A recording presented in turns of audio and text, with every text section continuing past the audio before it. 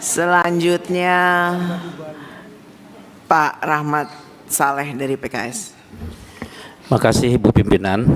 Assalamualaikum warahmatullahi wabarakatuh.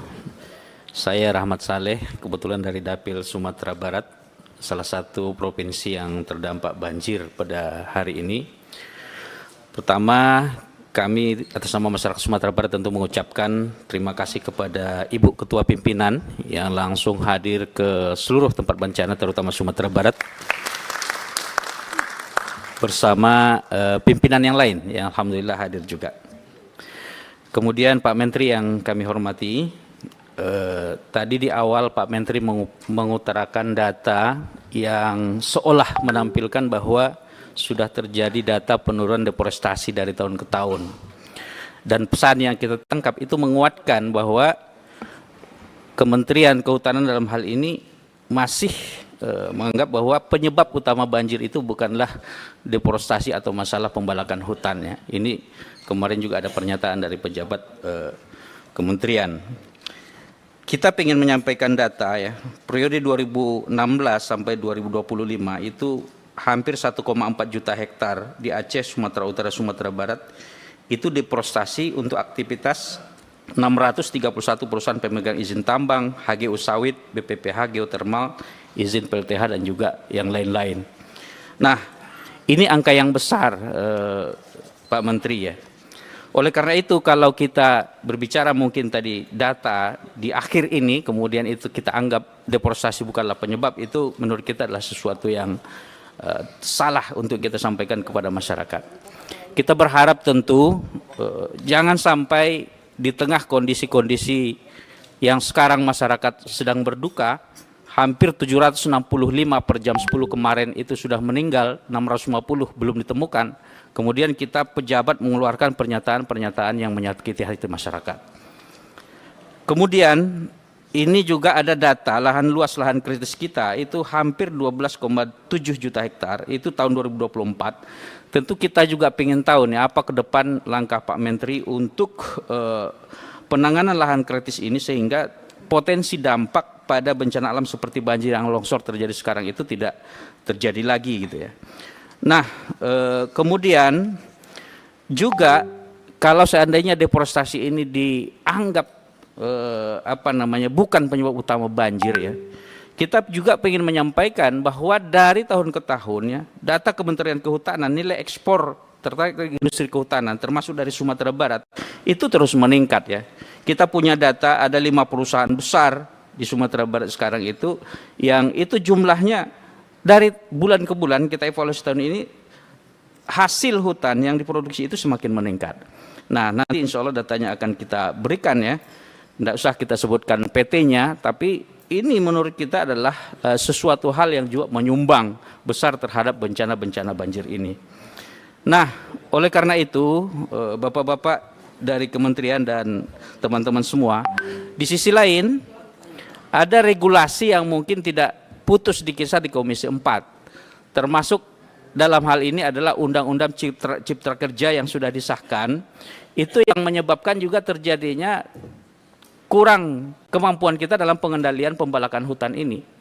Di antaranya salah satu pasal yang dicabut di situ adalah masalah kewajiban 30% hutan di daerah aliran sungai, itu di pasal itu dicabut, kemudian termasuk dalam hal PPPP yang diterbitkan dalam pengelolaan hutan ini kita tidak bisa kontrol.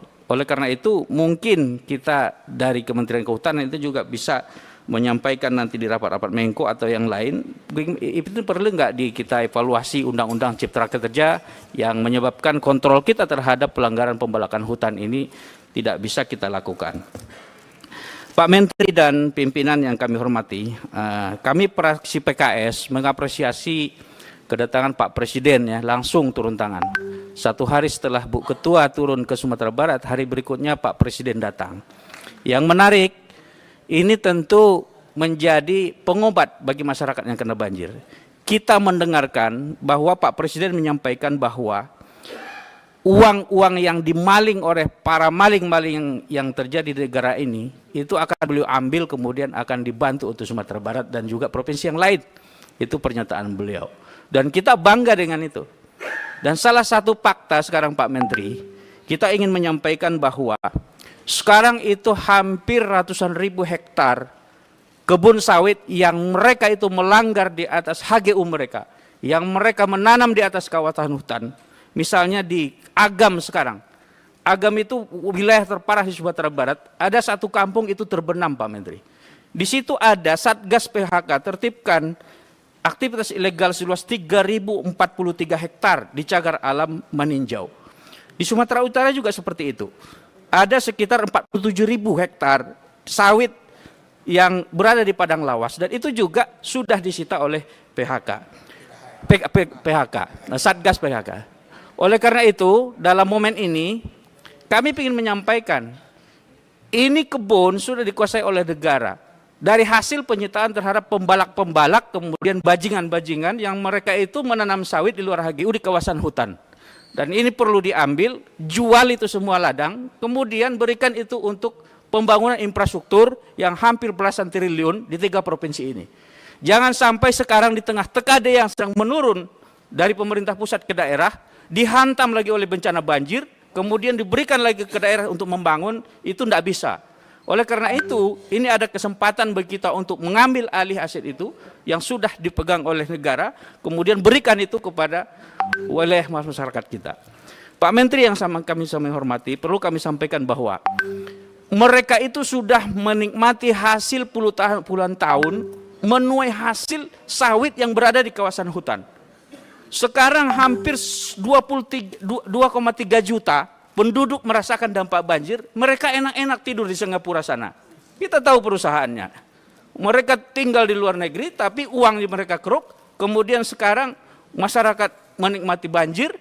Nah, oleh karena itu jangan sampai mereka menikmati kopi melihat kita menderita, kemudian tidak dihukum, hanya diambil lahan itu. Yang selama ini mereka dapatkan kemana? Mereka harus hadir, datang bertanggung jawab kepada masyarakat yang terdampak banjir. Betul. Bapak Menteri yang kami hormati, satu nyawa bagi itu sangat berharga. Sekarang hampir 765 meninggal per kemarin. 650 belum kita temukan. Ini bencana besar, bukan main-main. Oleh karena itu, saya pernah membaca ya, tanggal kemarin, itu tanggal 18 November, itu kabinetnya Pak Ferdinand Marcos di Singapura, di Filipina. Mereka itu banjir penyebabnya, tapi gentleman 2 menterinya mengundurkan diri karena merasa menganggap tidak mampu mengatasi itu. Jadi bukan sesuatu yang salah juga kalau menteri yang tidak sanggup mengatasi ini mundur juga. Itu adalah tugas yang mulia menurut saya. Demikian, Assalamualaikum warahmatullahi wabarakatuh. Baik, terima kasih Pak Rahmat Saleh. Selanjutnya Pak Heri Dermawan.